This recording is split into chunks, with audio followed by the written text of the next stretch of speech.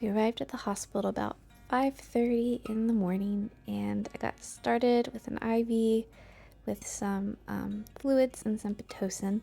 When I got there, they did a quick ultrasound to make sure baby was head down, which she was, thank goodness, because last time I arrived for an induction, my baby was breech, and we had to spend many hours doing spinning babies exercises while we waited for the OR to become available for an ECV. Fortunately, the spinning babies exercises were successful. But anyways, I digress. So here I am, like, I think I just asked my nurse if she could get me an epidural. The last I had heard, I was 3 centimeters dilated. And since that point, they had broken my water and increased my Pitocin. And I was really, really, really, really feeling the contractions. And I started to panic because I was thinking, what if I'm only 3 centimeters and this is going to keep going like this?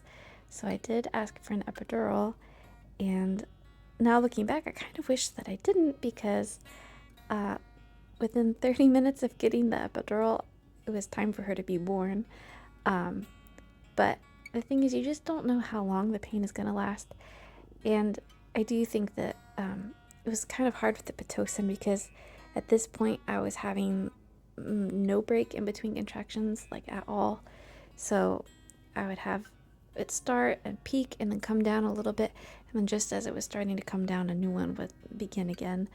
And so I think I just kind of felt a little bit like I couldn't, I don't know, calm down or get my mind around things. So I did get the epidural. I got a combination spinal and epidural, and the nice thing about that was the spinal took effect more immediately. I was concerned that I wouldn't be able to stay still because there weren't many breaks between the contractions. But you can see that I did get it, and it was really wonderful. It took a little bit of time for the epidural to go into the bottom right side of my belly. And then I started to feel nauseous, and the nurse came in to check me, and she said, "Oh, it's time to have a baby." So it was time to push, and because I did just get that full dose of epidural, I was feeling a little bit numb and was kind of having a little bit of a hard time of coordinating pushes.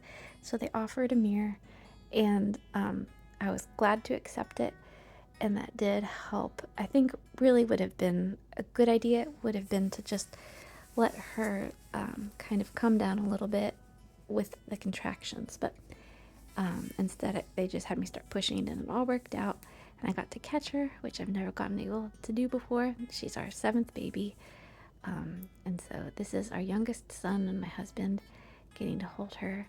He was excited because he was the first of all the siblings to get to meet her, and so we've just been really working on trying to get a good latch, and she's really getting there. My milk just came in last night, and so I think that she's starting to get a little bit more full. Yesterday she was just like ravenous, and the night before she pretty much just cluster fed all night. So she's just a sweet little thing. She is 7 pounds 5 ounces. She's our second rainbow baby after delivering our 5th child, Iola, who is stillborn unexpectedly at 38 and a half weeks, just about.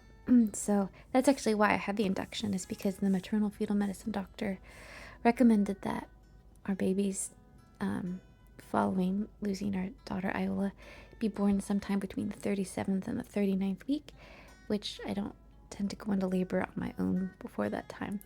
This is our toddler getting to meet her little baby sister that she's been looking forward to for months and months and months.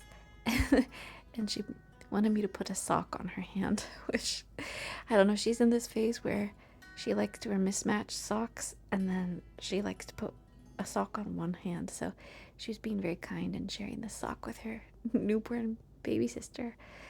So it's just amazing to think that like 3 days ago she was in my belly, and we were getting ready for her, and everything was busy, and I just was getting to see her in the ultrasound, but now she's here.